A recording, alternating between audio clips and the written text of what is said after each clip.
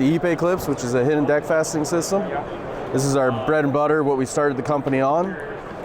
What makes us different is a stainless steel washer, overmolded by polymer. Slides in the groove. Right, and with our drill and drive, one side's the driver bit, one side's the drill bit. Drill in at a 45 into the board and down into the joist, right?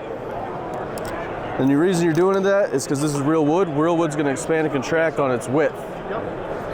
So to force all the expansion contraction to the other side of the board, we're going to fasten one side of the board down. It gives you the hold down strength,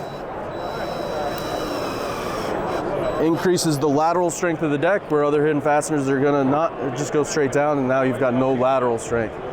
This adds the lateral strength while also forcing all expansion and contraction to occur on its opposite side.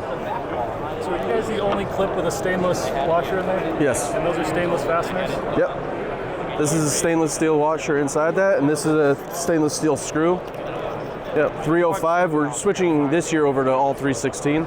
Reverse handle like this, if I'm working away from the building, down the stairs, something. Just by a quick change of the knob, I can just rotate it around. Spin that back in place, and we're ready to go, right? We also got its little version, one job done type of thing. Same concept, slides over the joist, goes from single to double, and the cam still locks in place. So but that leaves it hands-free. With that cam design, I can push as little and lock, or as much as I want and lock. It's gonna hold it there.